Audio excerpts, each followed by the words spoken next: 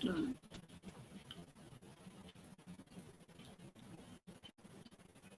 அனைவருக்கும் வணக்கம். இன்று வரலாற்று பாடப்பகுதியில் நாம் காண இருப்பது குப்தர்கள் காலத்திற்கு பின் இந்தியா.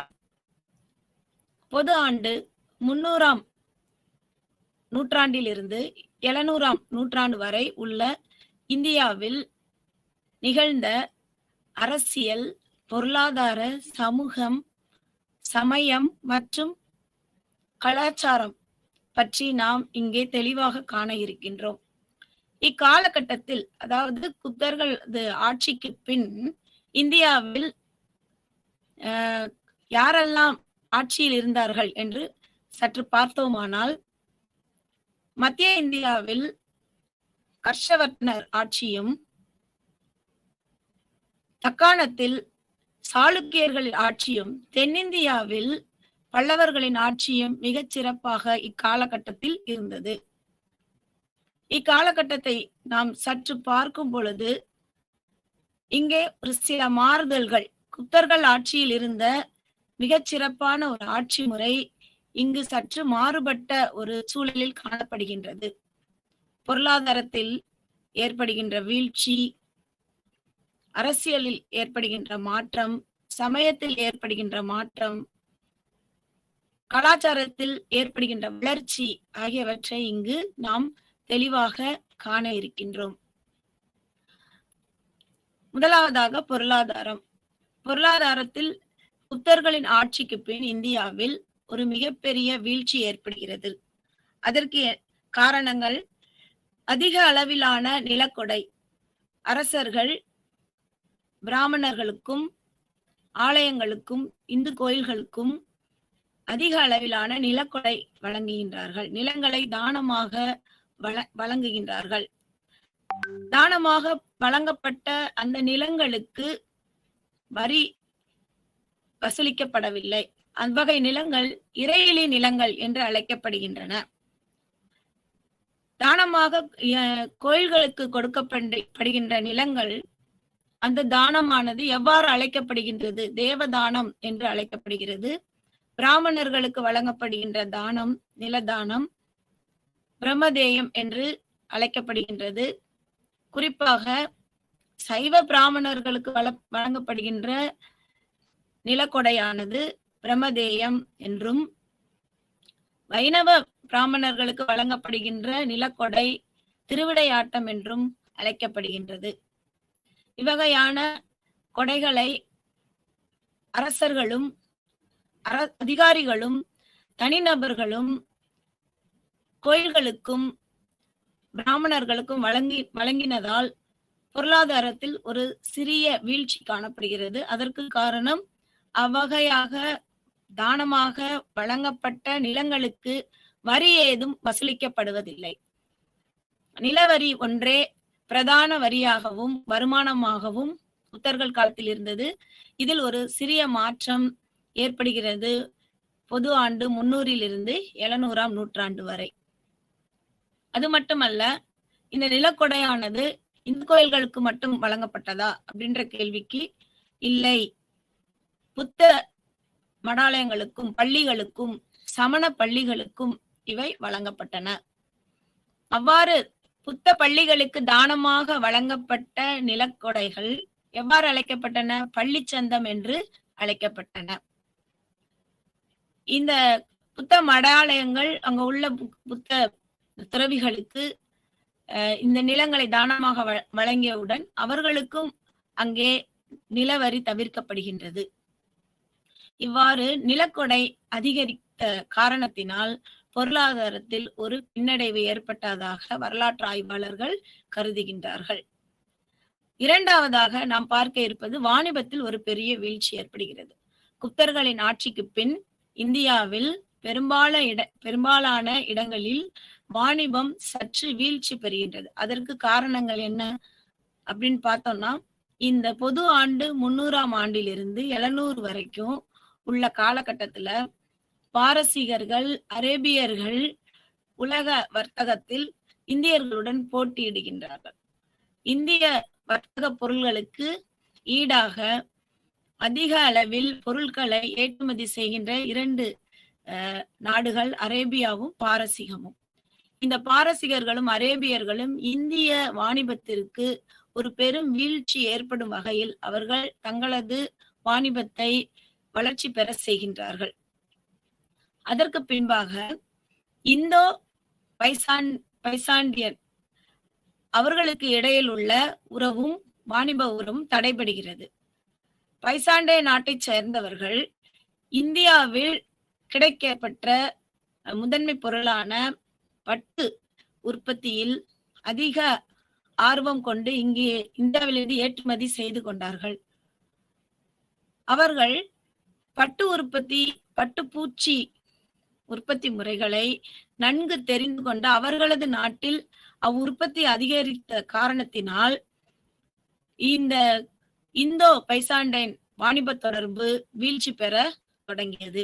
குப்தர்கள் காலத்தில் மிக சிறப்பாக இருந்த பட்டு ஏற்றுமதியானது குப்தர்கள் ஆட்சிக்கு பின் சற்று நலிவடைய காரணமாக இருந்ததற்கு காரணம் பைசாண்டையர்கள் என்ன செய்தாங்க அப்படின்னா, இந்த பட்டு உற்பத்தி தொழிலை நன்கு கற்று அதனை உற்பத்தி செய்யக்கூடிய வழிமுறைகளை தெரிந்து கொண்டதன் காரணமாக பட்டு உற்பத்தி நலிவடைகிறது, பட்டு ஏற்றுமதியும் நலிவடைகிறது. இது ஒரு காரணம். அதுக்கப்புறம் பாத்தீங்க அப்படின்னா ஹூனர்களுடைய படையெடுப்பு. ஹூனர்களின் படையெடுப்பின் காரணமாக இந்தியா மத்திய ஆசியா, தென்கிழக்கு ஆசிய நாடுகளுடன் தனது வாணிப தொடர்பை சற்று துண்டித்து விடுகின்றது. ஹூனர்கள் மத்திய ஆசியாவில் இருந்து வட இந்தியாவில் பெரும்பாலான இடங்களை கைப்பற்றுகின்றார்கள். ஆதலால் இந்தியர்கள் அவர்களை கடந்து மத்திய ஆசியாவிற்குள் நுழைய இயலவில்லை. அதுவும் ஒரு காரணமாக அமைகின்றது. ஆக 3 காரணங்கள். 1, பாரசீகர்கள் அரேபியர்களினுடைய வாணிக போட்டியில் இந்தியா நலிவடைகின்றது. அதற்கு பின்பாக பைசாண்டையர்கள் தங்களது பட்டு உற்பத்தி தொழிலை அதிகரித்து கொண்டதன் விளைவாக இந்தியாவில் வாணிபம் வீழ்ச்சி அடைகின்றது. பின்பு ஹூன படையெடுப்பின் காரணமாகவும் இந்தியா மத்திய ஆசியா, தென்கிழக்கு ஆசியா, மேற்கு ஆசியா பகுதிகளில் எல்லாம் அவர்கள் வாணிபம் செய்வதற்கான தடைகள் ஏற்படுகின்றது. அதற்கு பின்பாக நாம் பார்க்கிறோம், மிகப்பெரிய ஒரு பிரச்சனை என்ன அப்படின்னு சொல்லி பார்த்தோம்னா, பொருளாதாரத்துல வீழ்ச்சி அடைவதற்கான காரணம் என்ன அப்படின்னு சொல்லி பார்த்தோம்னா, நாணயங்கள் பற்றாக்குறை. குப்தர்கள் காலத்திற்கு முன்பாக குஷானர்கள் அதிக அளவில் தங்க நாணயங்களை வெளியிடுகின்றனர், அச்சிட்டு வெளியிடுகின்றனர். அதிக அளவில் தங்க நாணயங்களை இந்தியாவில் அச்சிட்டு வெளியிட்டவர்கள் குஷானர்கள். அவர்களுக்கு பின் வந்த குப்தர்கள் குஷானர்களை விட சிறிதளவு மட்டுமே நாணயங்களை அச்சிட்டு வெளியிட்டனர். தங்க நாணயங்கள், குறிப்பாக தங்க நாணயங்களை அச்சிட்டு வெளியிட்டனர்.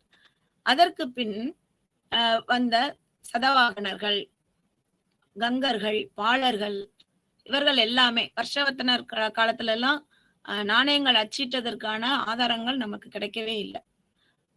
பின்பு வந்தவர்கள் எல்லாருமே வெள்ளி, செப்பு நாணயங்களை மட்டுமே அச்சிட்டு வெளியிட்டுள்ளனர். தங்க நாணயங்கள் அல்ல, வெள்ளி, செப்பு நாணயங்கள். அப்ப நாணய அச்சிட்டு வெளியிடும் ஒரு வழக்கம் அதிகரிக்காம குறைந்து போன காரணத்தினால் நாணயங்கள் பற்றாக்குறையும் வாணிப சுழற்சிக்கு ஒரு தடையாக காணப்பட்டது. 2வது அப்படி பார்க்கும்போது நாணயங்களை அச்சிடக்கூடிய ஒரு முற்றுரிமையை பெற்றிருப்பவர்கள் அரசர்கள் மட்டுமே. சாதாரண மனிதர்கள் யாருமே இதை அச்சிட முடியாது. நாணயங்களில் அரசர்களின் தலைகளை பொறிப்பதன் வாயிலாக அதனுடைய மதிப்பு இன்னும் அதிகரிக்கிறது. நாணயம் அச்சிடுவதற்கான செலவு அதிகரிப்பதனால இவங்க என்ன செஞ்சிட்டாங்க, நாணயம் அச்சிடுவதை தவிர்த்து விட்டார்கள். ஹர்ஷவர்தனர் காலத்துல, சாளுக்கியர்கள் காலத்துல பண்டமாற்று முறை அதிகமாக இருந்ததை பற்றிய குறிப்புகள் நமக்கு கிடைக்கப்பட்டுள்ளது. பொருளாதார வீழ்ச்சிக்கு 3 காரணம் சொல்லியிருக்கேன். 1 நிலக்கொடை, 2வது வாணிபத்துல ஏற்படுகின்ற வீழ்ச்சி, 3வது நாணய பற்றாக்குறை. 4வதாக ஒரு மிகப்பெரிய இந்த காரணங்களால், நிலக்கொடை காரணமாக, வாணிபத்தில் ஏற்பட்ட வீழ்ச்சி காரணமாக, நாணயத்தில் ஏற்பட்ட பற்றாக்குறை காரணமாக மற்றொரு பிரச்சனை வருது. அது என்ன அப்படி சொல்லி பார்த்தோம்னா, முக்கிய வாணிப ஸ்தலங்கள், முக்கிய வாணிப நகரங்கள் தங்களது பெருமைகளை இழக்கின்றன. வாணிப நகரங்கள் தங்களது பெருமைகளை இழந்து போகின்றன. வீழ்ச்சி பெறுது. நகரங்கள் வீழ்ச்சி அடைகின்றன. கிராமங்களில் பொருளாதாரம் வளர்ச்சி பெறுகின்றது. நகரங்களில் பொருளாதார வாணிபம் வீழ்ச்சி அடைகிறது. அதே மாதிரி புத்தர்கள் ஆட்சிக்கு பின் இந்த காலகட்டத்துல கிராமங்கள்ல வேளாண்மையும் வாணிபமும் வளர்ச்சி பெறுகின்றது. எந்த மாதிரியான நகரங்கள் எல்லாம் இங்க வீழ்ச்சி பெறுகின்றன? குறிப்பா தட்சசீலம், பாடலிபுத்திரம், கௌசாம்பி, ஹஸ்தினாபுரம், நாசிக், நாகர், டெர் போன்ற பகுதிகள், பைத்தான் என்று சொல்லக்கூடிய சதவாகனர்களின் முந்தைய தலைநகரமான பைத்தான் என்று சொல்லப்படுகின்ற மிகச் சிறந்த நகரமும் தனது சிறப்பை இழந்து விடுகிறது. வாணிபத்துல இந்த நகரங்கள் வீழ்ச்சிக்கு என்ன காரணம் அப்படின்னு சொல்லி பார்த்தா, நிறைய துறைமுகங்கள் அங்கே இருந்து பொருட்களை உள்நாட்டுக்கு எடுத்து செல்வதிலும் ஒரு பிரச்சனை. உள்நாடுகளில் இருந்து பொருட்களை துறைமுகங்களுக்கு எடுத்து செல்வதற்கும் போக்குவரத்து செலவு, சாலை ஓர வழிப்பறி கொள்ளையர்களிடமிருந்து பொருட்களை பாதுகாப்பது போன்ற பிரச்சனைகளிலிருந்து தங்களை பாதுகாத்துக் கொள்வதற்காக இவர்கள் என்ன செய்து விட்டார்கள்? வாணிபத்தை நிறுத்தி வைத்து விட்டார்கள். இப்ப உள்நாட்டு வாணிபமும் இதனால் பாதிக்கப்படுகிறது. கடற்கரை துறைமுக நகரங்கள் வீழ்ச்சி பெறுது. துறைமுகங்களாக இல்லாமல் செயலற்று நலிவடைந்து காணப்படுகின்றது. முக்கிய நகரங்கள், வாணிப நகரங்கள் அழகற்று காணப்படுகின்றது. வாணிப செயல் அங்கே இல்லை, பொருளாதார முன்னேற்றம் அங்கே இல்லை. பின்பாக கிராமங்கள்ல இதனுடைய வளர்ச்சி அதிகமாகிறது. கிராமப்புறங்களில் கிராம மக்களின் தேவைகள் கிராம மக்களால் பூர்த்தி செய்யப்படுகிறது. இவர்கள் பொருட்களை வெளியே இருந்து நகரங்களில் இருந்து வாங்கலின் முக்கியத்துவம் இங்கே குறைந்து விடுகிறது. நகரங்கள் தங்களது பொருளாதாரத்தில் நலிவடைந்து விடுகின்றன. இந்த 4 காரணங்கள். ஒன்று, நிலக்கொடை அதிகமாக வழங்குவதால் அந்த நிலங்கள் இறையிலி நிலங்களாக, வரி செலுத்த தேவையில்லாத நிலங்களாக மாற்றப்பட்ட காரணத்தினால் நிலவரி ஒரு பிரதான வருமானமாக இருக்கிறது அரசருக்கு. அது இங்க குறைந்து விடுகிறது. அதனால பொருளாதாரத்துல மிகப்பெரிய வீழ்ச்சி ஏற்படுகிறது. அதற்கப்புறம் பார்த்தோம் அப்படின்னு சொன்னா வாணிபத்துல வீழ்ச்சி. வாணிபம் என்பது வெளிநாட்டு வாணிபமாக இருக்கட்டும், உள்நாட்டு வாணிபமாக இருக்கட்டும், இரண்டிலேயுமே மிகப்பெரிய வீழ்ச்சி ஏற்படுகிறது. அதனால பாக்குறோம். அடுத்து நாணய பற்றாக்குறை. இந்த 3ம் எதற்கு வித்திடுகிறது, எந்த வீழ்ச்சிக்கு காரணமாக அமைகின்றது அப்படின்னு சொல்லி பார்த்தோம் அப்படின்னா, வரலாற்றில் முக்கிய நகரங்கள் என்று கருதக்கூடிய தட்சசீலம், பாடலிபுத்திரம், கௌசாம்பி, ஹஸ்தினாபுரம், நாசிக், நாகர், டெர், பைத்தான் என்ற நகரங்கள் எல்லாமே பொருளாதாரத்தில் சற்று வீழ்ச்சி அடைகின்றது. அடுத்ததாக நம்ம பார்க்க இருக்கிறது வேளாண்மை. நான் முதல்ல சொன்ன மாதிரி இந்த காலகட்டத்துல வேளாண்மை அதிகரிக்கின்றது. வேளாண்மையில் ஒரு வளர்ச்சி காணப்படுகிறது. வாணிபத்தில் ஒரு வீழ்ச்சி, வேளாண்மையில் வளர்ச்சி. பொது ஆண்டு 300ல இருந்து 700 வரைக்கும் ஒரு மிகப்பெரிய மாற்றம் குப்தர்களின் ஆட்சிக்கு பின் இங்க என்ன ஏற்படுது அப்படி சொல்லி பார்த்தா, இந்தியாவுல வேளாண்மையில ஒரு நல்ல ஒரு வளர்ச்சி ஏற்படுது. வேளாண்மை அமைப்பு, விவசாயிகளின் நிலை அப்படின்னு சொல்லி பார்த்தா, கர்ஷக்காரர்கள் அப்படிங்கிறாங்க. விவசாயிகளை அவங்க எப்படி கூப்பிடுறாங்க அப்படின்னா கர்ஷக்காரர்கள். அதாவது சமஸ்கிருதத்துல கர்ஷக்காரர்கள், மண்ணின் மைந்தர்கள் அப்படிலாம் சொல்றாங்க. பூர்ணி கர்ஷக்காரர்கள் அப்படி அவர்களுக்கு பெயர்கள் வழங்கப்படுகிறது. விவசாயிகள். இந்த விவசாயிகள் என்ன பண்றாங்க அப்படின்னு சொல்லி பார்த்தோம்னா 3 பிரிவுகளாக பிரிக்கப்படுகின்றார்கள். அதாவது நிலமானிய பண்ணை முறையாக அமைப்பில் நிலப்பிறப்புகள் முதலாவதாகவும், அரசர்கள், நிலப்பிறப்புகள், அந்த நிலத்தை உற்பத்தி செய்யக்கூடிய உற்பத்தியாளர்கள், அதற்கு கீழ்குடியானவர்கள். அதாவது மகிபதி அப்படிங்கிறாங்க. மகிபதி என்றால் அரசனை குறிக்கிறது. அடுத்து பிரதிஸ்காரர்கள் அப்படின்னு சொல்லி சொல்றாங்க. அவங்க யாரு அப்படின்னா அந்த நிலப்பிறப்புகளை சொல்றாங்க. அதுக்கடுத்து அவர்களுக்கு கீழே இருக்கிறவங்க யாருன்னா சமந்தாஸ் அப்படின்னு சொல்லி சொல்றாங்க. சமந்தர்கள். அவர்கள் வந்து இந்த நில உற்பத்தியை, அதாவது நிலப்பிரப்புகளிடமிருந்து நிலத்தை வாங்கி அதை விவசாயத்துக்கு உட்படுத்துகிறவர்கள் இந்த சமந்தர்கள். அவர்களுக்கு கீழே இருப்பவர்கள் தான் இந்த குடியானவர்கள். குடியானவர்கள் விவசாயிகள், மண்ணின் மைந்தர்கள். இவங்க எல்லாருமே அந்த நிலமானிய அமைப்பு முறையில ஒரு 4 வர்ணங்களாக பிரிக்கப்பட்டு இவர்கள் வந்து விவசாயம் செய்யறாங்க. இந்த விவசாய தொழில் வந்து மிகச் சிறந்த முறையில் வளர்ச்சி பெறுவதற்கு இந்த அமைப்பு ஒரு காரணமாக அமைகிறது. இந்த சமந்தர்கள் ஒரு படை வைத்துக் கொண்டு தங்களது நிலங்களையும் அந்த நிலத்தில் பணி செய்யக்கூடிய விவசாயிகளையும் பாதுகாக்கின்றார்கள். அது மட்டுமல்ல, பிற நாடுகளிலிருந்து வரக்கூடிய அச்சுறுத்தலை தவிர்ப்பதற்காகவும் இவர்கள் ஒரு நிலையான படையை வைத்துள்ளார்கள் இந்த சமந்தர்கள். அதற்கு பின்பாக நாம் பார்க்க இருப்பது ஸ்தல பொருளாதாரம். ஸ்தல பொருளாதாரம் அப்படி சொல்லி பார்த்தோம் அப்படின்னா, உள்நாட்டு, அதாவது குறிப்பாக ஊரக பொருளாதாரம், கிராமப்புற பொருளாதாரம், இது ஒரு வளர்ச்சி பெற்ற ஒரு பொருளாதாரம். நகரப்புற பொருளாதாரம் வீழ்ச்சி பெறுது. இந்த ஸ்தல பொருளாதாரம் ஒரு வளர்ச்சி பெற்ற நிலையில் காணப்படுகிறது. அதற்கு காரணம் என்ன? அங்க வந்து கிராமப்புறங்களில் தங்களுக்கு தேவையான உணவுப் பொருட்களை உற்பத்தி செய்து கொள்கிறார்கள்.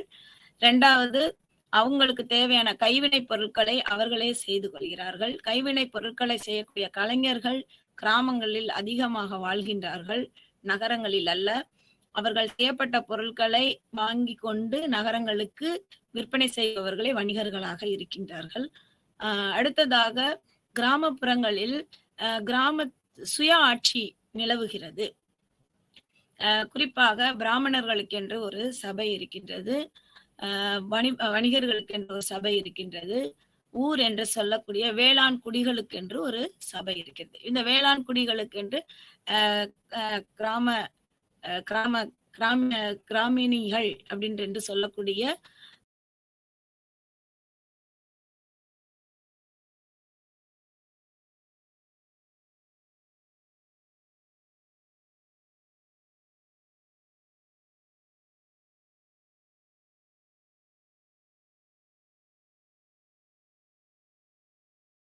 நிலப்பிரப்புகள் குடியானவர்கள்.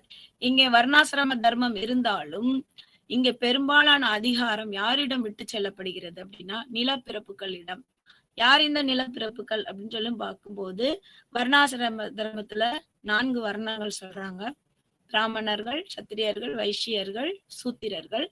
இதுல வைசியர்களின் நிலை சற்று இறங்கி சூத்திரர்களின் நிலை சற்று அதிகரிக்கின்ற நிலையை இந்த பொது ஆண்டு 300 700 வரை, அதாவது குப்த ஆட்சிக்கு பின் இந்தியாவில் ஒரு பெரிய மாற்றம் சமூகத்துல ஏற்படுது அப்படின்னு நம்ம குறிப்பா சொல்லணும்னா, வைசியர்களினுடைய சமூக நிலை சற்று சரிந்து அவர்களுடைய நிலை குறைந்து யாருடைய நிலை அதிகரிக்கிறது இங்க பாக்குறோம் அப்படின்னா, சூத்திரர்களுடைய சமூக நிலை உயர்கின்ற ஒரு வரைமுறையை இங்க பாக்குறோம்.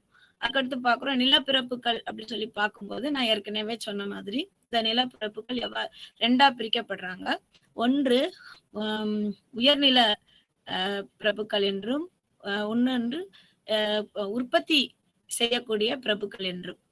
உயர்நில பிரபுக்கள் அப்படின்னு சொல்லி பார்க்கும்போது மகாமண்டலேஸ்வரர்கள் என்று அழைக்கப்படுகிறார்கள். உற்பத்தி செய்யக்கூடியவர்கள் எவ்வாறு அழைக்கப்படுகிறார்கள்? சமந்தர்கள், மகா சமந்தர்கள் என்று அழைக்கப்படுகிறார்கள். ராஜாக்கள் என்றும் சில இடங்களில் அழைக்கப்படுகின்றார்கள். பின்பாக இருக்கிற கடைநிலையில இருக்கிறவங்க தான் குடியானவர்கள், மண்ணின் மைந்தர்கள், கர்ஷக்காரர்கள் என்று அழைக்கப்படுகிறார்கள். சோ இந்த 3 நிலை, அரசர்கள், அரசர்களுக்கு கீழே சமந்தர்கள், சமந்தர்களுக்கு கீழே குடியானவர்கள். இந்த 3 அமைப்புகள் தான் இந்த நில பிறப்புகள் மற்றும் குடியானவர்களாக சமூகத்துல பிரிக்கப்படுது. அப்ப சமூகமானது நிலப்பிறப்புகளுக்கும் குடியானவர்களுக்கும் இடையேயான ஒரு உறவாக இங்கே காட்டப்படுகிறது. பின்பு சாதிகளின் பெருக்கம் அதிகமாகுது. இந்த காலகட்டத்துல நிறைய, அதாவது 4 வர்ணாசிரமம் இருந்தாலும் புதிய ஜாதி வர்ணங்கள் வந்து இங்கே அதிகப்படுத்தப்படுகின்றது. ஜாதி கலப்புகள், 2 ஜாதிகளுக்கு இடையான கலப்புகள் இங்கே உருவாகுகின்ற ஒரு சூழலை நாம் பார்க்கின்றோம். நாயக்கர்கள், காயஸ்தர்கள் அப்படின்னு சொல்லக்கூடிய புதிய ஒரு வர்ணமானது இங்கே உள்ள வருது. வைஷ்யர்கள் என்ற இடத்துல காயஸ்தர்கள் அப்படின்னு சொல்லிட்டு ஒரு புதிய வர்ணம் உள்ளே வருது. சோ இந்த மாதிரியான புதிய ஜாதி முறை இங்க உள்ள வரும் பொழுது, இங்க இருக்கக்கூடிய தொழில் ரீதியிலும், பொருளாதார ரீதியிலும், கலாச்சாரத்திலும் ஒரு பெரிய மாற்றம் இங்கே ஏற்படுகிறது. குறிப்பாக காயஸ்தர்கள் அப்படின்னு சொல்லி பார்க்கிறோம். அடுத்ததாக சமூகத்துல புதிய ஜாதி அப்படின்னு சொல்லும்போது காயஸ்தர்கள் நான் சொன்னேன். அந்த காயஸ்தர்களுடைய வளர்ச்சி எப்படி இருந்தது? யார் இந்த காயஸ்தர்கள் அப்படி சொல்லி பார்த்தா, வர்ணத்தின் அடிப்படையில நம்ம 3வதா வைக்கிற அந்த வைஷ்யர்கள் இடத்துலதான் காயஸ்தர்களை வைக்கிறாங்க. இந்த காயஸ்தர்களுடைய பங்கு என்ன, பணி என்ன அப்படி சொல்லி பார்த்தா சமூகத்துல அப்படின்னா, நம்பர் 1 வந்து இந்த காயஸ்தர்கள் யார் அப்படின்னா ஆவண காப்பாளர்களாக இருக்கிறார்கள். இந்த காயஸ்தர்கள் ஆவண காப்பாளர்களாக இருக்கிறார்கள். அடுத்து நிலக்கொடை வழங்குறது, நிலங்களை மற்றவர்களுக்கு எழுதி கொடுப்பதை ஆவணமாக பத்திரமாக எழுதுவதற்கு இவர்கள் கற்றறிந்திருக்காங்க. ஒரு கல்வியாளர்கள். காயஸ்தர்கள் வந்து ஒரு கல்வியாளர்கள். இவர்கள் வந்து என்ன செய்வாங்க அப்படின்னு சொல்லி பார்த்தோம்னா, இந்த தானமாக கொடுக்கப்படுகின்ற நிலம், அதாவது டோனர் டோனின்னு சொல்லுவோம். நிலத்தை வழங்குறவங்க, நிலத்தை தானமாக பெற்றுக்கொள்றவங்க, இவங்களுடைய வம்சாவளி, இது யாருக்கு போகும், எந்த இடத்துல இருந்து எந்த இடம் வரைக்கும் மெஷர்மெண்ட் எல்லாத்தையும் ரொம்ப தெளிவா எழுதி ஒருத்தருக்கு பத்திரமாக, அதாவது பாண்ட் டாக்குமெண்டாக கொடுக்கிற ஒரு பெரிய பணி யாருக்கு உண்டு அப்படின்னு சொன்னா இந்த காயஸ்தர்களுடைய பணி. அதே போல அரசு ஆவணங்கள், அரசு சொல்கின்ற ஆணைகளை பதிவேற்றம் பண்றது, அரசு ஒரு போருக்கான உடன்படிக்கையை தயார் செய்வது, இந்த மாதிரியான பணிகளை எல்லாம் செய்கிறவங்க யார் அப்படின்னா இந்த காயஸ்தர்கள். இவங்க வந்து கணக்கர்கள் என்றும் குறிப்பிடப்படும். சில நேரங்கள்ல இவங்களை வந்து கணக்கர் அப்படின்னு சொல்லி சொல்றாங்க. ஓலை நாயகர் அப்படின்லாம் என்ன செய்யறாங்க, வரலாற்றுல சில வம்சத்துல குறிப்பிடப்படுகின்றார்கள். இவர்களுடைய பணி மிகச்சிறந்த பணியாக இருந்த காரணத்தினால் இவர்களும் சமூகத்தில் ஒரு மிக சிறந்த, அதாவது உயர்ந்த நிலையில இருக்கிறாங்க. யாருக்கு பின்பு அப்படின்னு பாத்தீங்கன்னா சத்திரியர்களுக்கு பின்பாக. அடுத்ததாக நாம் பார்க்கிறது அடித்தள மக்கள், அதாவது சமூகத்துல பின்தங்கி இருக்கக்கூடிய இந்த மக்கள். இந்த மக்கள் எப்படி இந்த குப்தர்கள் ஆட்சிக்கு பின்பாக இந்தியாவுல அவர்களுடைய சமூக நிலை மிக சிறந்ததாக இருக்கிறது, உயர்ந்து காணப்படுகிறது. குப்தர்கள் காலத்தில் விட இவர்கள் சற்று பொருளாதாரத்திலும் சமூகத்தின் அடிப்படையிலும் அவர்களுடைய தொழிலானது சற்று வேறுபட்டு காணப்படுகிறது. இவர்கள் செய்கின்ற தொழிலுக்கு சமூகத்தில் ஒரு அங்கீகாரம் கிடைக்குது. இவர்கள் வருமான ரீதியில பின்தங்கியவர்களாக இருந்தாலும் அவர்கள் வந்து சமூகத்துல ஒரு அங்கீகாரம் பெற்றவர்களாக, முதன்மை பெற்றவர்களாக இங்கே கருதப்படுகின்றார்கள் இந்த காலகட்டத்துல. அப்ப பாத்தீங்கன்னா அடுத்து கைவினை பொருட்களும் சாதிகளும் அப்படின்னு சொல்லி பாக்குறோம். அப்ப அதாவது தொழில் அடிப்படையில் ஃபார் எக்ஸாம்பிள் என்ன சொல்லலாம் அப்படின்னா, சொர்ணக்காரர், அதாவது தங்க பொருட்களை, தங்க ஆபரணங்களை செய்கின்றவர் சொர்ணக்காரர். இவங்க எல்லாமே அடித்தள மக்களுக்குள்ளதான் வர்றாங்க. அதே மாதிரி பாண்டங்கள் செய்யக்கூடியவர்கள் குயவர்கள் என்றும், செருப்பு தைப்பவர்கள், சிகை அலங்காரம் செய்கிறவர்கள், அதற்கு பின்பாக துணி துவைக்கிறவங்க, இவங்க எல்லாருமே வந்து தொழிலின் அடிப்படையில் சமூகத்துல ஒரு கிராமத்துல ஒரு பெரிய பங்கு வைக்கிறார்கள். அவங்க இல்லைன்னா துப்புரவு பணியாளர்கள், இவங்க இல்லைன்னா அரண்மனையில வந்து எந்த பணியும் நடைபெறாது. இவர்கள் இல்லை என்றால் அவங்க மற்ற அந்த காயஸ்தர்கள் மற்ற குடும்பத்தில இருக்கக்கூடிய சில வேலைகள் இங்கே தடைபடுகிறது. இவர்கள் முதன்மையானவர்களாகவும் இன்றியமையாதவர்களாகவும் இங்கே சமூகத்துல அங்கீகரிக்கப்படுகின்றார்கள். சோ இங்க இதுதான் வந்து சமூகத்துல பிரிக்கப்பட்ட ஒரு சூழல். நிலப்பிறப்புகள் 2 வகையானவர்கள், அதாவது உயர்நில பிறப்புகள் அப்படின்னு சொல்லி அரசர்களையும், உற்பத்தி செய்யக்கூடிய நிலப்பிறப்புகள் அப்படின்னு சொல்லிட்டு சமந்தர்களையும், அதற்கு கீழாக காயஸ்தர்கள் அப்படின்னு சொல்லி அதாவது கர்ஷக்காரர்களை பின்பாக நாம் பார்த்தது என்ன அப்படின்னு சொல்லி பார்த்தோம்னா, சாதிகளின் பெருக்கம் இங்கே அதிகமாகிறது. காயஸ்தர்கள் என்ற ஒரு புதிய அமைப்பு, ஒரு சமூகமானது இங்கே அடியெடுத்து வைக்கப்படுகிறது. அதற்கு பின்பாக நாம் பார்த்தது கைவினைப் பொருட்களை செய்யக்கூடிய சில தொழில்களை செய்யக்கூடிய ஒரு குழுவினரை அந்தந்த தொழிலின் அடிப்படையில் வர்ணமாக பிரிக்கின்ற ஒரு அமைப்பையும் நாம் இங்கே காணலாம். அதற்கு பின்பாக வைஷ்யர்களின் நான் ஏற்கனவே சொன்னேன், இந்த காலகட்டத்துல யாருடைய இந்த வர்ண அடிப்படையில யாருடைய வீழ்ச்சி அதிகமா இருந்தது அப்படின்னு சொன்னா, ஏற்கனவே சொன்ன மாதிரி தான் வாணிபத்துல ஒரு வீழ்ச்சின்னு சொன்னேன். அப்போ வைஷ்யர்கள்ல அவங்களுடைய சமூகத்துல ஒரு வீழ்ச்சி, பொருளாதாரத்துல பின்னடைவு ஏற்பட்டதற்கு காரணமாக இவர்கள் என்ன செய்தாங்க, சற்று பின்னுக்கு தள்ளப்பட்டு அடித்தள மக்களோடு அவர்கள் என்ன செய்கின்றார்கள், இணைகின்றார்கள். வைஷ்யர்களின் வீழ்ச்சி, அதே சமயம் சூத்திரர்கள் பொருளாதாரத்தில் ஒரு படி மேலே அவர்களுடைய வளர்ச்சி இருப்பதால் அவர்களும் ஒரு இடத்துல சமநிலை, வருமானத்தில் ஒரு சமநிலை காணப்படுகிறது. ஸோ வைஷ்யர்களின் வீழ்ச்சியையும் சூத்திரர்களின் வளர்ச்சியையும் நாம் இங்கே காணலாம். அதற்கு பின்பாக நாம் பார்க்க இருக்கிறது பெண்களின் நிலை. ஸோ இங்க இந்த காலகட்டத்துல பெண்களுக்கு என்ன மாதிரியான உரிமைகள் வழங்கப்பட்டது, என்ன மாதிரியான உரிமைகள் மறுக்கப்பட்டன அப்படி சொல்லி பார்க்கும்போது, முதல்ல பெண்களுக்கு எந்த உரிமையுமே இங்க கொடுக்கல. முதல்ல கல்வி உரிமை அவர்களுக்கு மறுக்கப்பட்டது, சொத்துரிமை மறுக்கப்பட்டது. அதற்கு பின்பாக பார்த்தீங்க அப்படின்னு சொன்னா, அவங்களுக்கான திருமணம் வயது என்பது அவங்க பருவத்துக்கு வருவதற்கு முன்பாகவே திருமணம் செய்து கொள்ள, அதாவது குழந்தை பருவத்திலேயே அவர்களை திருமணம் செய்து கொள்ளக்கூடிய ஒரு சமூகமாகத்தான் இந்த புது ஆண்டு 300 700 வரைக்கும் காணப்படுகிறது. இந்தியாவில் நம்ம பண்டைய கால இந்தியான்னு எடுத்துக்கிட்டாலே குழந்தை திருமணம் என்பது ஒரு குறிப்பிட்ட காலத்தில் ஒரு அதிகரித்ததுக்கான ரீசன் உங்களுக்கு தெரியும். அதுக்கு முன்னிலையாக இருப்பதுதான் இந்த காலகட்டம். 300 700 வரைக்கும், பொது ஆண்டு 300 700 வரைக்கும் இந்தியாவில் பெண்கள் பருவநிலைக்கு வருவதற்கு முன்பாகவே திருமணம் செய்து கொடுக்கப்பட்ட ஒரு நிலை இங்கே காணப்பட்டது. இந்த 3 பெரிய உரிமைகள் அவர்களுக்கு மறுக்கப்பட்டத போதிலும், பெண்களுக்கு திருமணத்தின் போது தாய் வீட்டில் இருந்து கொடுக்கப்படக்கூடிய சிறிதானம், அதாவது சீதனம் என்று சொல்லக்கூடிய, அதாவது தாய் வீட்டு அடையாளங்களாக, தாய் வீட்டு உபகரணங்களாக பெண்கள் தன் கணவரது வீட்டுக்கு எடுத்து செல்லக்கூடிய பொருட்களை கூறுகின்றார்கள். அவற்றை அது நகையா இருக்கலாம், அவங்க ஆடையா இருக்கலாம், அவங்க பயன்படுத்துகின்ற மிக விலை மதிப்புள்ள பொருட்களாக இருக்கலாம். இவை எல்லாமே சீதனங்களாக பெண்களுக்கு வழங்கப்படுகின்ற ஒரு அமைப்பும் இங்கே காணப்படுகின்றது. அதே போல ஒரு கணவன் இறந்தவுடன் உடன்கட்டை ஏறக்கூடிய சதி என்ற பழக்க வழக்கமும் இக்காலகட்டத்தில் நடைமுறையில் இருந்தது.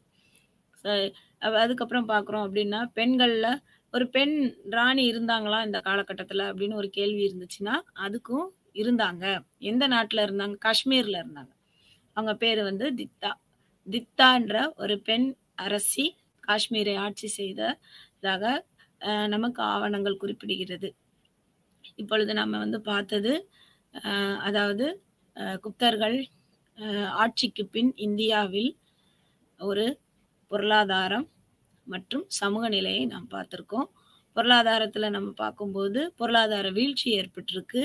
பொருளாதார வீழ்ச்சிக்கு என்ன காரணம் அப்படின்னு சொல்லி பார்த்தோம் அப்படின்னா, வாணிபத்துல ஒரு வீழ்ச்சி இருந்துச்சு, நாணயம் பற்றாக்குறை இருந்தது, அது மட்டும் இல்ல நிலக்கொடை ஒரு பெரிய காரணமாக அமைந்தது. நிலக்கொடையானது மன்னர்கள் கோயில்களுக்கும் பிராமணர்களுக்கும் புத்த மடாலயங்களுக்கும் புத்த பள்ளிகளுக்கும் வழங்கின காரணத்தினால் அரசின் நில உரிமையானது பகிர்ந்தளிக்கப்பட்டது. அது மட்டுமல்ல, நிலத்திலிருந்து கிடைக்கக்கூடிய வருமானம் அங்கே குறைகின்றது. வாணிப நகரங்கள் வீழ்ச்சி பெறுகின்றன. இந்த 3 காரணங்களினால் வாணிப நகரங்கள் வீழ்ச்சி பெறுகின்றன. நிலக்கொடை அதிகரித்த காரணத்தினால் இங்கே வேளாண்மை அதிகரிக்கின்றது. நிலக்கொடையை, அதாவது நிலத்தை தானமாக பெற்றவர்கள் அந்த நிலத்தின் உரிமையாளர்கள் பிரபுக்களாக இருந்து கொண்டு அந்த நிலத்தை குடியானவர்கள் கையில் கொடுத்து அதை பயிரிட செய்வதன் வாயிலாக கிடைக்கக்கூடிய உற்பத்தி பொருட்களை அந்த கிராமங்கள்ல விற்கிறதுனால வாணிபமானது கிராமத்தினுடைய அதாவது கிராமத்தின் தேவையை பூர்த்தி செய்யக்கூடிய ஒரு மிகப்பெரிய ஒரு வளர்ச்சியை நாம் இங்கே பார்க்கிறோம். அப்ப கிராம வாணிபம் வளர்ச்சி பெறுகிறது, நகர வாணிபம் வீழ்ச்சி அடைகிறது. அப்படிலாம் பார்த்தோம். அடுத்து பார்த்தது வந்து சமூகம் பார்க்கும் பொழுது சமூகத்தை வந்து மேல்நிலையில இருக்கிறவங்க நிலப்பிரப்புக்கள், கீழ்நிலையில இருக்கிறவங்க யார் அப்படின்னா குடியானவர்கள்னு சொன்னேன். அப்புறம் வர்ணாசிரம தர்மமும் இருக்கிறது. புதிய ஜாதி முறைகள் வந்து பெருக்கம் ஏற்படுகிறது. அதுல பார்த்தோம் அப்படி சொன்னோம்னா அந்த காயஸ்தர்கள் என்று சொல்லக்கூடிய ஆவண காப்பாளர்கள், எழுத்தாளர்கள், பத்திரம் எழுதுபவர்கள் இவர்கள் எல்லாமே ஒரு புதிய ஜாதி வண்ணமாக இந்த சமூகத்துல உள்ள வருகை புரிகின்றார்கள். அடுத்ததாக நம்ம பார்த்தது அப்படின்னு சொன்னோம்னா சமூகத்துல வைஷ்யர்கள் தங்களது நிலையிலிருந்து சற்று கீழே தள்ளப்படுகின்றதையும், சூத்திரர்கள் சற்றே அதாவது உயர்வுக்கு வருகின்றதையும் இங்கே நாம் காணலாம். அதுக்கடுத்து பார்த்தோம் பெண்களின் நிலை பார்த்தோம். பெண்களுக்கான உரிமைகள் இங்கே மறுக்கப்பட்டுள்ளது. பெண்கள் வந்து கல்வி உரிமை மறுக்கப்பட்டுள்ளது, சொத்துரிமை மறுக்கப்பட்டுள்ளது, குழந்தை பருவத்திலேயே அவர்களுக்கு திருமணம் செய்யப்பட்டுள்ளது. அதற்கு பின்பாக சதி என்ற ஒரு சமூக கொடுமை பெண்களுக்கு இங்கே இந்த காலகட்டத்தில் நிகழ்ந்துள்ளது. அதற்கு பின்பாக நாம் பார்க்க இருப்பது அரசியல். அரசியல் அப்படின்னு சொல்லி எடுத்து பார்த்தோம் அப்படின்னா எப்படி அரசாட்சி நடந்தது. இதுவரைக்கும் நம்ம வந்து இந்த அரசர்களை பார்க்குறோம். எப்படி பார்த்தோம் அப்படின்னா இப்ப வந்து பார்க்குறோம் குப்தர்களுடைய ஆட்சியில பார்க்குறோம். முதலாம் சந்திரகுப்தர், சமுத்திரகுப்தர், 2ஆம் சந்திரகுப்தர். இது வந்து எப்படி இருந்தது, ஒரு பாரம்பரியமாக இவருக்கு பின் இவர், தந்தைக்கு பின் மகன் அப்படின்ற ஒரு கோட்பாடு இருந்தது. அதே மாதிரி இன்னொரு கோட்பாடு இருந்தது, தெய்வீக உரிமை கோட்பாடு இருந்தது. தெய்வீக உரிமை கோட்பாடு இந்த குப்தர்கள் காலத்தில் நிலவியது. அப்ப வந்து அரசர் எவ்வாறு அழைக்கப்படுகின்றார், லோகபாலா அப்படின்னு சொல்றாங்க. அரசனை எப்படி அழைத்தாங்க மக்கள் அப்படின்னு சொன்னா லோகத்தை ஆளக்கூடிய தெய்வம் அப்படின்னு சொல்லி அழைத்தாங்க. அதே மாதிரி பூமி தாயின் மகன் அப்படின்னு சொல்லி அழைத்தாங்க. இப்படியெல்லாம் நம்ம அரசர்களை தெய்வமாக கருதிய காலம் மாறி அரசனானவன் மக்களை பாதுகாக்கக்கூடிய ஒரு பொறுப்பாளன், பாதுகாவலன் என்ற நிலைக்கு தள்ளப்படுகின்ற ஒரு காலகட்டம் தான் இந்த குப்தர்களின் ஆட்சிக்கு பின் உள்ள அந்த பொது ஆண்டு 300ல இருந்து 700 வரைக்கும் உள்ள காலகட்டம். மீண்டும் சொல்றேன், அரசாட்சியில் அரசனது நிலை தெய்வ நிலையில் இருந்து அவன் ஒரு சாதாரண மக்களை பாதுகாக்கக்கூடிய ஒரு பொறுப்பாளன், பாதுகாவலன் என்ற நிலைக்கு தள்ளப்பட்ட காலகட்டம் தான் இந்த காலகட்டம். அப்ப அரசாட்சியில அரசனுக்குரிய நிலை சற்று சரிகின்றது. தெய்வமாக மன்னனை தெய்வமாக கருதிய மக்கள் மன்னனை தங்களை பாதுகாக்கக்கூடிய ஒரு பாதுகாவலனாக கருதுகின்ற ஒரு நிலை இங்கே காணப்படுகிறது. அதனாலதான் லோகபாலா அப்படின்ற ஒரு நிலை என்ன அர்த்தம்னா 4 திசைகளையும் ஆட்சி செய்கின்ற ஒரு தெய்வம். அரசனை ஒரு குபேரனாக, அரசனை ஒரு இந்திரனாக, வாயுவாக, அரசனை ஒரு யமனாக, சில இடத்துல எல்லாம் பார்த்தாங்க எதிரிகளை கொல்லக்கூடிய யமன் அப்படின்னு சொல்லியே என்ன செய்வாங்க, அவனுக்கு மெய்கீர்த்தி பாடப்படுகின்றது. ஸோ இந்த மாதிரியான அரசனை வந்து ரொம்ப ஒரு உயர்ந்த நிலையில் இருந்து அரசன் சற்று பின்னுக்கு தள்ளப்படுகின்றார். சில இடங்கள்ல அரச உரிமையானது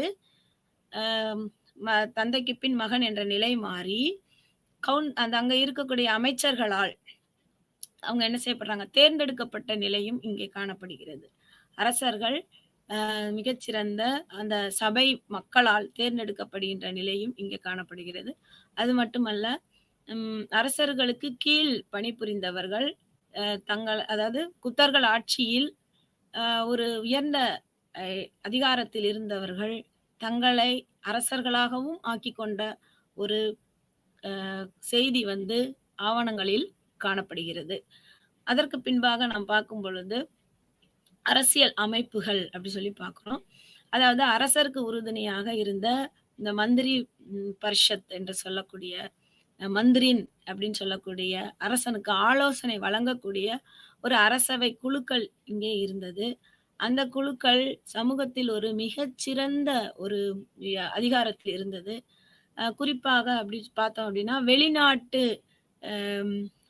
வெளிநாட்டு உறவுகளுக்கு பாலமாக அமையக்கூடிய சந்தி விகாரக்காரர்கள் அப்படின்னு சொல்லி சொல்றாங்க.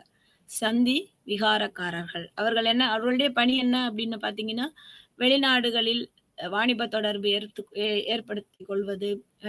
அதாவது போர் மற்றும் அமைதி உடன்படிக்கைகளை பற்றி பேசுவது போன்ற முக்கிய பணிகளை செய்தவர்கள் தான் இந்த சந்தி விகாரக்காரர்கள். இவர்கள் வந்து இந்த காலகட்டத்துல இருக்கிறாங்க. இந்த சந்தி விகாரக்காரர்கள், அதுக்கடுத்து மகாமண்டலேஸ்வரர்கள், மகா தண்டநாயக்கர்கள் என்ற குறிப்பெல்லாம் எதுல கூறப்பட்டிருக்கு? இந்த மகா தண்டநாயக்கரையும் சந்தி விகாரக்காரர்களை பற்றியும் நாம் எந்த ஆவணத்துல பார்க்கலாம் அப்படின்னு சொல்லி பார்த்தோம்னா, குப்தர்களுடைய குறிப்பாக சமுத்திரகுப்தனின் அலகாபாத் தூண் கல்வெட்டை தொகுத்து வழங்கியவர் யார் அப்படின்னா ஹரிசேனர். அந்த ஹரிசேனர் இந்த சந்தி விகாரக்காரர்களையும் அதே போல இந்த மகா தண்டநாயக்கர்களை பற்றியும் அந்த கல்வெட்டுல குறிப்பிட்டுள்ளார். இதன் மூலமாக அவர்கள் என்ன செய்கின்றாங்க? உயர்ந்த அதிகாரத்தில் இருக்கின்றார்கள். அவர்கள் சில அதிகாரங்களை மக்களுக்கு அவர்கள் வந்து என்ன செய்றாங்க? மக்களை வழிநடத்தக்கூடிய ஒரு பொறுப்புல அவங்க இருக்கிறாங்க. அந்த மாதிரி உயர் பதவிகளில் இருக்கிறவர்கள் யார் அப்படின்னு சொல்லி பார்த்தா சத்திரியர்கள். சமூகத்துல நீங்க வந்து எடுத்து பார்க்கும்போது அரசியல்ல மிக பங்கு அரசனுக்கு உறுதுணையாக இருக்கக்கூடியவர்கள் யாருன்னா சத்திரியர்கள். இவர்களது நிலை இங்க எப்படி காணப்படுது அப்படின்னா சற்று உயர்ந்து காணப்படுகிறது. இந்த சத்திரியர்கள் எப்படிப்பட்டு காணப்படுறாங்க அப்படின்னா உயர்ந்த நிலையில. வைசியர்களின் நிலை சற்று சரிந்து காணப்படுகிறது. சத்திரியர்களின் நிலை உயர்ந்து அதற்கு காரணம் என்ன அப்படின்னு சொன்னா இந்த கூணர்களின் படையெடுப்பு, பாரசீகர்கள், அரேபியர்கள், பார்த்தீனியர்கள் இவர்களுடைய அச்சுறுத்தலில் இருந்து மக்களை பாதுகாக்கக்கூடிய பெரும் பங்கு யாருக்கு இருக்கு அப்படி சொன்னா இந்த படை தலைவர்களுக்கு இருக்கு.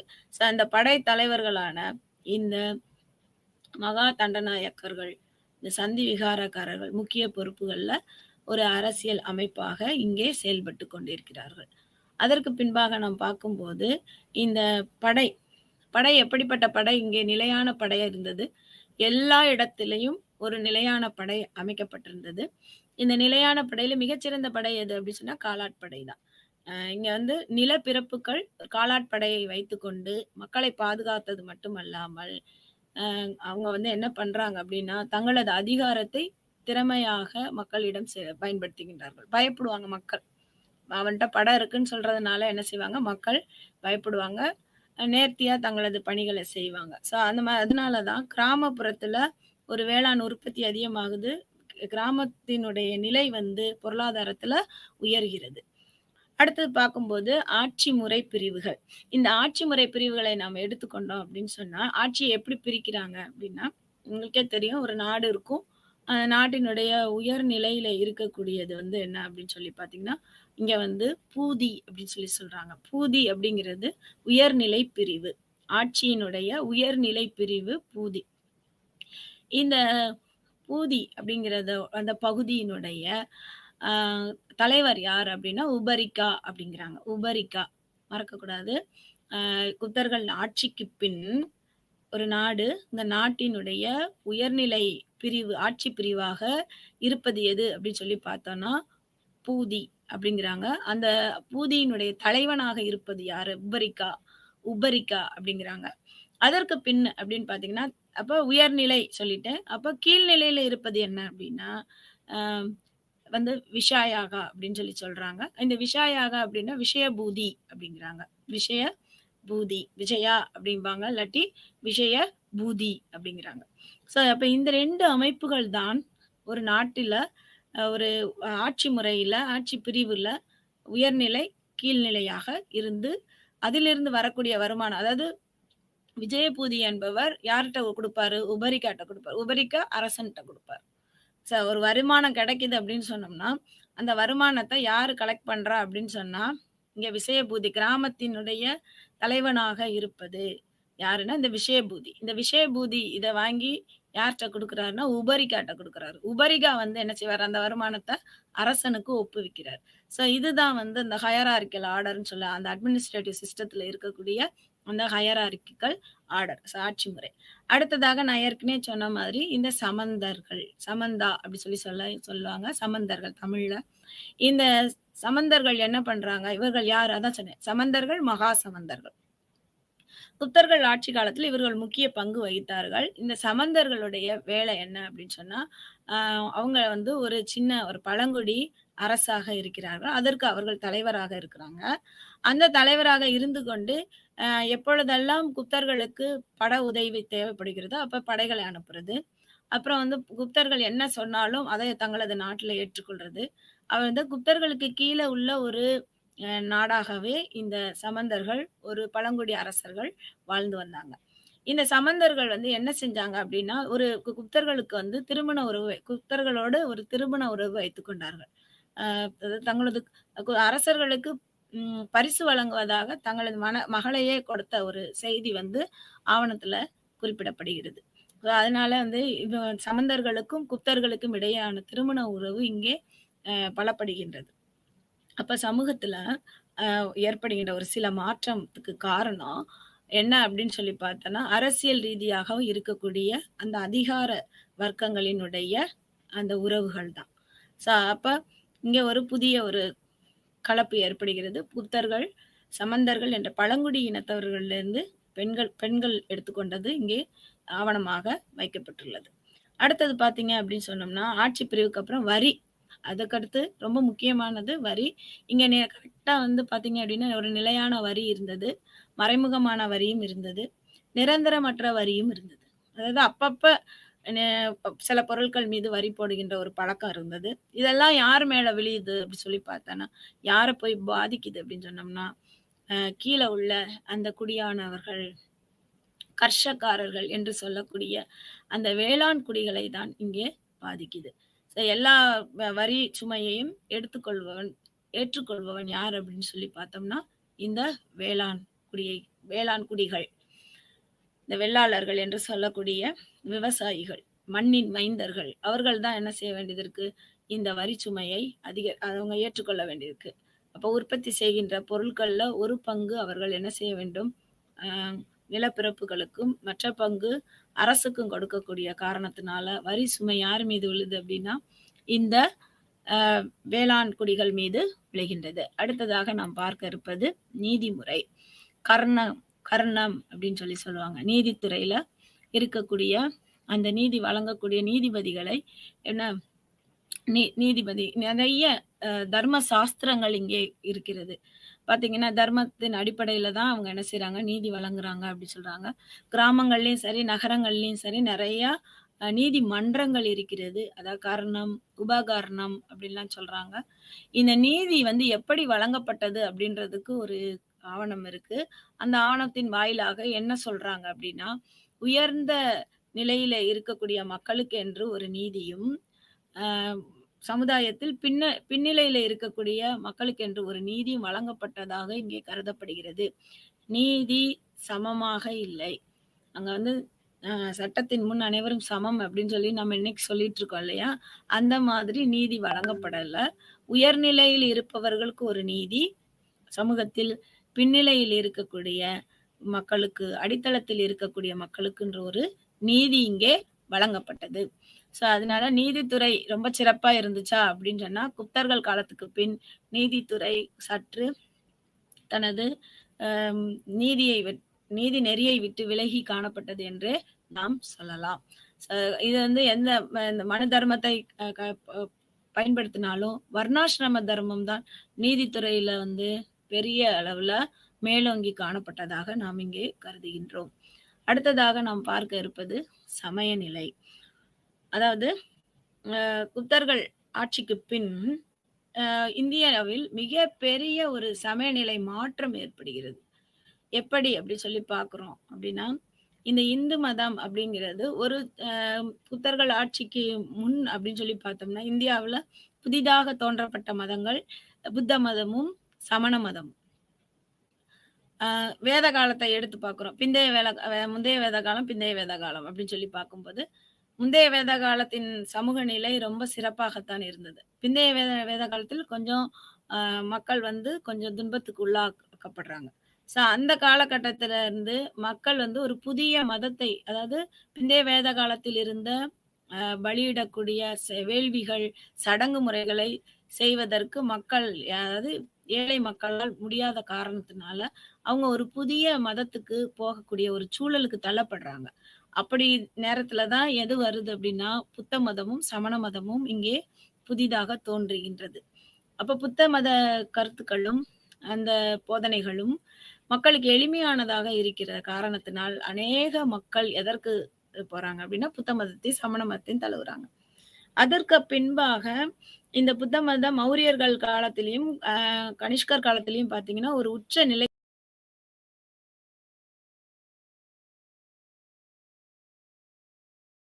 மறுமலர்ச்சி பெறுகிறது. இக்காலகட்டத்தில இந்து மதம் மீண்டும் தலைத்தோங்குகின்றது. இந்த குப்தர்களின் ஆட்சிக்கு பின் என்ன நடக்குது அப்படிங்கிறது தான் இங்க பார்க்க போறோம். இப்ப. அப்ப இந்து மதமானது என்ன செய்கின்றதுன்னா, பல பிரிவுகளை உடையதாக மாறுகிறது. பல பிரிவுகளாக பிரிக்கப்படுகிறது. அதற்கு என்ன காரணம் அப்படின்னு சொல்லி பார்த்தீங்கன்னா, பிராமணர்களே வந்து 2 பிரிவுகளாக பிரிக்கப்படுறாங்க. சைவர்கள், வைணவர்கள். சிவனை வழிபடுபவர்கள், திருமாலை வழிபடுறவங்க. அப்படி சொல்லிட்டு என்ன செய்றாங்க? 2ஆ பிரிக்கப்படுறாங்க. அப்ப இந்த பிரிவுகள் எல்லாமே ஒரு மதத்தினுடைய வளர்ச்சிக்கு தடையாக இங்கே அமைகின்றது. அதற்கு பின்பு பார்த்தீங்கன்னா, சைவர்கள்லயும் பல பிரிவுகள் இருக்கிறது. இங்க வந்து அறிமுகப்படுத்தப்படுது. குறிப்பாக பல்லவர்கள் ஆட்சி காலத்துல பார்த்தீங்க அப்படின்னு சொன்னா, அம் அ பாசுபதர்கள், காலமுகர்கள், காபாலிகர்கள் என்றெல்லாம் சைவர்கள் என்ன செய்கின்றார்கள்? பிரிக்கப்படுகின்றார்கள். அப்ப வந்து இந்த இந்து மதம் பல பிரிவு அது மட்டும் இல்ல, கடவுள்கள் என்று பார்க்கும் பொழுது, இதுல நெறைய நம்ம பார்க்கிறோம். நான் பார்க்கும்போது நான் சொல்றேன். அதாவது கடவுள்கள் என்று பார்க்கும்போது, அதாவது திருமால்க்கு பின்பு சிவன், சிவனோடு சேர்ந்து லிங்க வழிபாடும், அதுக்கப்புறம் பார்த்தீங்க அப்படின்னா, முருகன் வழிபாடு, ஸ்கந்தன் வழிபாடு, அதுக்கப்புறம் பார்த்தீங்கன்னா, விநாயகருடைய வழிபாடு, அடுத்து பெண் தெய்வங்களுடைய வழிபாடு. பெண் தெய்வங்கள்லயே வந்து அநேக பெண் தெய்வங்கள், அதாவது சக்திய வழிபாடு, இது எல்லாமே வந்து புதிதாக இங்கே உள்ள வர ஆரம்பிக்குது. இந்த காலகட்டத்துல தான் இந்த பெரிய மாற்றம், மிகப்பெரிய மாற்றம் இது. இதே காலகட்டத்துல இங்க பார்த்தீங்கன்னா, ஹர்ஷவர்தனர் காலத்துல ஹர்ஷர் என்ன செய்றாரு அப்படின்னா, புத்த மதத்த மறுபடியும் என்ன செய்றாரு? வளர்ச்சி பெற செய்கின்றார். அங்க புத்த மாநாடுகள நடத்துறார். புத்த மதம் அங்கே வளர்ச்சி பெற்றதாக கருதப்படுகிறது. அடுத்தது நம்ம பார்க்கறது புத்த மதம். புத்த மதம் அப்படின்னு சொன்னோம்னா, வட இந்தியாலயும் சரி, மத்திய இந்தியாலயும் சரி, தென்னிந்தியாலயும் சரி, புத்த மதம் ஒரு தலைத்தோங்கக்கூடிய ஒரு காலகட்டமாக இருந்தது. ஆனா, தக்காணத்துல பார்த்தீங்க அப்படின்னு சொன்னா, அமராவதியில புத்த மதம் மிகச்சிறந்து விளங்கிச்சு. அதேபோல கர்ஷருடைய காலத்திலயும் அது வந்து மிகச்சிறப்பாக இருந்தது. ஆனா, தமிழகத்துல குறிப்பாக பல்லவர்கள் ஆட்சியில, பல்லவர்களுக்கு முன் இருந்த 1ஆம் பாண்டியர்கள் காலத்துல இருந்து, இந்த சமணர்களுடைய நிலை வந்து சற்று பின்னுக்கு தள்ளப்பட்டது. என்ன காரணம் அப்படின்னு சொல்லி பார்த்தீங்கன்னா, முதல்ல பார்த்தீங்கன்னா, கூன்பாண்டியன் என்ற அரசன் வந்து 1ஆம் பாண்டிய மன்னன். என்ன பண்றாரு? அவர் வந்து ஒரு சமண மதத்தை சார்ந்தவராக இருக்கிறார். பின்னானில்ல அவருடைய மனைவி வந்து மங்கையர்க்கரசி. அவங்க வந்து என்ன பண்றாங்க? சைவ மதத்துக்கு திருஞான சம்பந்தரால் மாற்றப்படுகின்றார். திருஞான சம்பந்தர் மீண்டும் யாரையும் அந்த கூன்பாண்டியன், அரிகேசரி மாறவர்மனை திரும்ப அவர் வந்து என்ன பண்ணாரு? சைவ மதத்துக்கு மாற்றுறார். அப்ப சைவர்களுடைய அந்த சைவ மதத்தினுடைய வளர்ச்சி தமிழகத்துல அதிகமாகுது. அதே போலதான் பல்லவர்களை எடுத்துக்கிட்டீங்க அப்படின்னா, பல்லவர்கள்ல குறிப்பா 1ஆம் மகேந்திரவர்மன், நான் சொல்றேன் இந்த காலகட்டம் 300ல இருந்து 700 வரைக்கும். பொது ஆண்டு 300ல இருந்து பொது ஆண்டு 700 வரைக்கும் உள்ள காலகட்டத்துல, இங்கே தென்னிந்தியாவுல குறிப்பாக தமிழகத்துல இருக்கிறவங்க யார் அப்படின்னா பல்லவர்கள். காஞ்சிபுரத்தை தலைநகராக கொண்டு ஆட்சி செய்யக்கூடிய இந்த பல்லவர்கள், ஒரு சமண மதத்தை சேர்ந்த மன்னன் தான் இந்த 1ஆம் மகேந்திரவர்மன். 1ஆம் மகேந்திரவர்மன் சமண மதத்தை பின்பற்றி கொண்டிருக்கும் பொழுது, அப்பர் வந்து என்ன பண்றாரு? இவர வந்து மத மாற்றம் செய்றாரு. அவர் வந்து சைவ மதத்துக்கு மாற்றப்படுறார். இப்படி இவங்க சைவ மதத்துக்கு மாற்றப்பட்டதன் காரணமாக, இங்க புத்த மதமும், சமண மதமும் தென்னிந்தியாவுல நலிவடைகிறது. அதே சமயம் சதவாகனர்கள் காலத்துல போற்றி வளர்க்கப்பட்ட தக்காணத்துல புத்த மதம் அங்கேயும் என்ன செய்யுது? சற்று நலிவடையுது. ஆனா கர்ஷர் காலத்துல புத்த மதம் வளர்ச்சி பெறுது. ஒரே இந்தியால ஒரே காலகட்டம் தான். ஆனா 3 வேறு நிலைகள் ஒரே மதத்துல இருக்கிறத நம்ம பார்க்கிறோம். அதே போல இந்த பக்தி இயக்கம் அடுத்ததாக நம்ம பார்க்க இருக்கிறது அப்படின்னு சொன்னோம்னா, பக்தி இயக்கம். பக்தி இயக்கம் அப்படின்னு சொன்னா என்ன? பக்தினா என்ன அப்படின்னு சொல்லி கேட்கும் பொழுது, வரலாற்று அடிப்படையில ஒரு அ ஒரு சமயத்தை சார்ந்த ஒரு பக்தனுக்கும், கடவுளுக்கும் இடையேயான ஒரு உறவு. ஒரு பக்தன் ஒரு கடவுளின் மீது வைத்துள்ள அன்பு அப்படி சொல்றது தான் பக்தி அப்படி சொல்றாங்க. இங்கே வந்து நம்ம யாருக்கான உறவுகளை பற்றி நாம் பார்க்க போறோம் அப்படின்னா, இங்க வந்து குறிப்பாக தென் தமிழகத்தில் நடந்த இந்த அம் பல்லவர்கள் காலத்திலயும், அ பல்லவர்கள் காலத்தில் மிகச் சிறப்பாக இய இயங்கிய ஒரு இயக்கம் தான் இந்த பக்தி இயக்கம். இந்த பக்தி இயக்கம் என்பது என்ன அப்படின்னா, வந்து ஆழ்வார்கள், நாயன்மார்கள். ஆழ்வார்கள் வந்து அ திருமாலை வந்து வழிபட்டார்கள். நாயன்மார்கள் வந்து சிவனை வழிபட்டார்கள். 63 நாயன்மார்கள், 12 ஆழ்வார்கள். காரைக்கால் அம்மையார் மிகச்சிறந்த ஒரு பெண் நாயன்மாரா இருக்கிறாரு.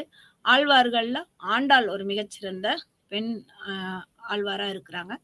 இவர்கள் எல்லாம் என்ன செய்றாங்க அப்படின்னா, எப்படி வந்து அந்த இந்து மத மறுமலர்ச்சி செய்யக்கூடிய ஒரு காலகட்டம். இவங்க என்ன பண்றாங்க, அந்த பக்தி நெறியை ஒரு புதிய வழியில எடுத்து செல்றாங்க.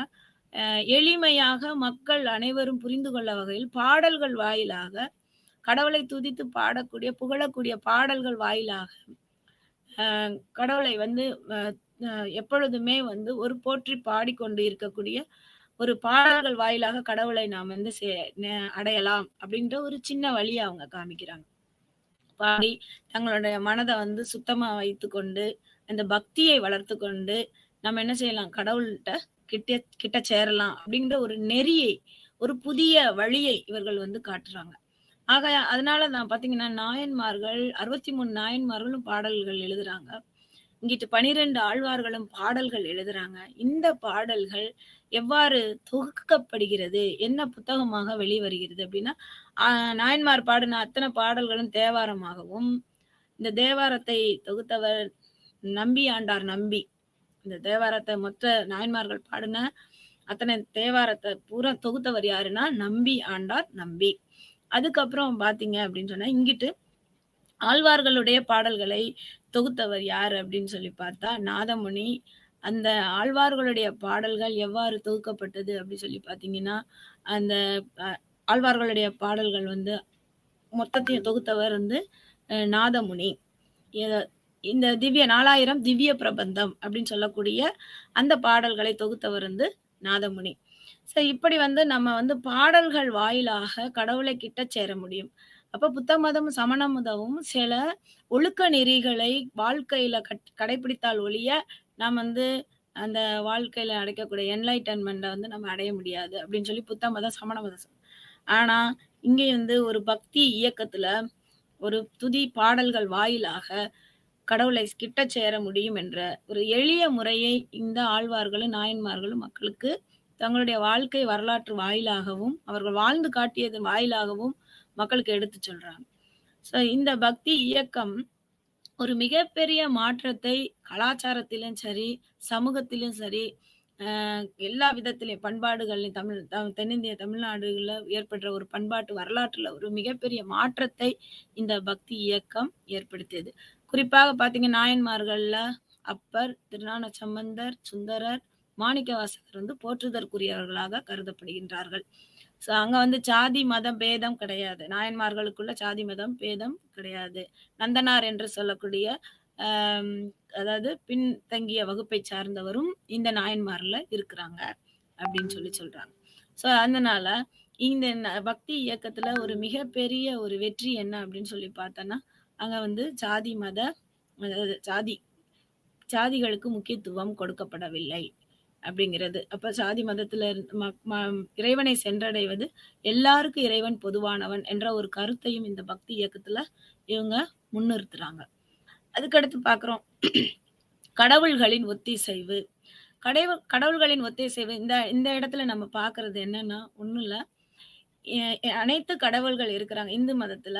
ஆனாலும் மக்கள் வந்து என்ன செய்றாங்க, ஒரு சில தெய்வங்களை தங்களது குல தெய்வமாக, கோத்திரங்களாக, தங்களது வம்ச வழி கடவுளாக என்ன செய்கின்றார்கள், வழிபடுகின்றார்கள். அப்ப இந்த இடத்துல வந்து சிவனுடைய தொடர்புடைய அனைத்து வகையான உபகரணங்களும், அங்கே வழிபாட்டு கருவிகளாக வைக்கப்படுகிறது. அதே போல உருவங்களை வழிபடக்கூடிய ஒரு மிகப்பெரிய ஒரு மாற்றம் இங்கே அதிகரித்துள்ளது. இப்ப கோயில்னு எடுத்துக்கிட்டீங்கன்னா கருவறையில கண்டிப்பா ஒரு சிலை இருக்கணும். அது வந்து தெய்வத்தின் உருவமாக இருக்கலாம் அல்லது லிங்கமா இருக்கலாம். இதுதான் வந்து அந்த கடவுள்களின் அந்த மாற்றம், ஒத்திசைவு. அதே போல ஸ்கந்தன், அது முருகன் வழிபாடு, விநாயகர் வழிபாடு என்றெல்லாம் என்ன செய்கின்றார்கள்? மக்கள் தனித்தனி வழிபாட்டு முறைகளை சமூகத்துல புகுத்துறாங்க. அப்ப சிவனை வழிபடக்கூடிய ஒரு முறை, திருமாலை வழிபடக்கூடிய அதுக்கான ஒரு சடங்கு முறை தனி, கந்தனை முருகனை வழிபடக்கூடிய ஒரு வழிபாட்டு முறை தனி, அதே போல விநாயகரை வழிபடக்கூடிய ஒரு வழிபாட்டு முறை தனி, அவர்களுக்கென்று தனித்தனி கோயில்களை கட்டக்கூடிய ஒரு பாங்கு இங்கே நம்ம பார்க்கலாம். அடுத்ததாக நம்ம பார்க்கறது பழங்குடி மக்களினுடைய சடங்குகள். அப்ப இந்த வழிபாட்டு தெய்வங்கள் மாறுபட சடங்குகளும் என்ன செய்கின்றது? பழங்குடி மக்களுக்கிடையே சடங்குகள் மாறுபடுது. குறிப்பாக விலங்குகளை பலியிடக்கூடிய ஒரு சடங்கு முறைகள் இங்கே அதிகரிக்கிறது. இந்த குறிப்பிட்ட காலகட்டத்துல விலங்கு பலி கொடுக்கிறது இங்கே அதிகமாக இருக்கு. அடுத்த அரச வம்சத்தின் கொடை மற்றும் நம்பிக்கை. அப்புறம் அவங்க என்ன பண்றாங்க? கோயில்களுக்கு கொடை வழங்குறாங்க.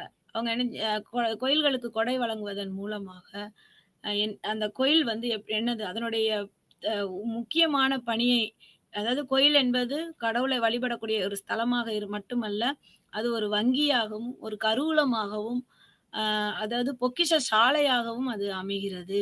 நிறைய பேருக்கு கல்வி வழங்கக்கூடிய கல்வி சாலையாகவும் இந்த கோயில் வந்து பல பரிணாம வளர்ச்சியை பெறுவதற்கு காரணம் இந்த அரசர்கள், அரச வம்சத்தினர் நன்கொடை வழங்குவதுதான். அதுக்கடுத்து வட இந்திய மதங்கள் தென்னிந்தியாவுக்கு பரவுறது. அதுதான் நான் ஏற்கனவே சொன்னேன். ஏற்கனவே இருந்த சமண மதம், எல்லா மதமுமே எங்க இருந்தா வந்ததுன்னா வட இந்தியாவில இருந்து. தென்னிந்தியாவுக்கும் இந்த புதிய மதங்களின் வருகை அதிகரித்து இருந்தது. அதுக்கடுத்து பார்த்தா தென்னிந்தியாவில பக்தி இயக்கம் நான் ஏற்கனவே சொன்னதுதான். பக்தி இயக்கம், ஆழ்வார்கள், நாயன்மார்கள். அடுத்து வந்து பார்க்குறோம் தாந்திரிகத்தின் தோற்றம். தாண்ட்ரிசம் அப்படின்னு சொல்லுவாங்க. அப்படின்னா என்ன அப்படின்னா மந்திர தந்திரங்களை பத்தி நிறைய தெரிய ஆரம்பிச்சாங்க. அதாவது சடங்குகள், வேதங்கள், புராணங்கள் கூறுகின்ற அந்த முறைகளை, அந்த வேள்வி, யாகம், அசுவமேத யாகம், ராஜசூய யாகம் அப்படிலாம் சொல்லிட்டு அந்த வழிமுறைகளை விட்டு விலகி மந்திரங்கள், தந்திரங்கள் அப்படின்னு சொல்லக்கூடிய இந்த ஒரு வழிபாட்டு முறைக்கு தள்ளப்படக்கூடிய ஒரு சூழல் வந்து இந்த குப்தர்கள் காலத்துக்கு பின் சமூகத்தில் காணப்பட்டது. குறிப்பா பாத்தீங்கன்னா நீங்க நினைக்கலாம் இந்து மதத்துலதான் இது இருந்ததா அப்படின்னா இல்ல.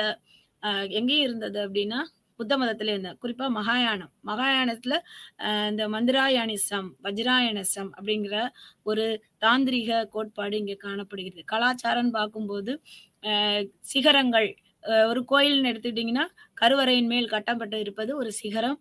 அதே போல இந்த சிகரத்தை சுற்றி இருக்கக்கூடிய, அந்த கோயிலை சுற்றி இருக்கக்கூடிய கோட்டைகள் ஒருங்கிணைந்து நுழைவு வாயிலாக இருக்கக்கூடிய இடத்துல இருக்கக்கூடிய இந்த நுழைவு வாயிலுக்கு மேல இருக்கக்கூடிய கோபுரங்கள் இங்கே அறிமுகப்படுத்தப்படுகிறது.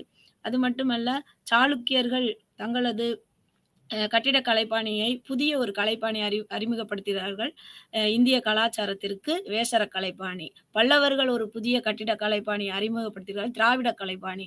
அப்ப நாகர கலைப்பாணி சற்று மாறி இங்கே வந்து வேசர கலைப்பாணி திராவிட கலைப்பாணியாகவும் இலக்கியங்கள் இங்கே வளர்ச்சி பெற்ற ஒரு காலகட்டத்தையும் நாங்க பார்க்கிறோம்.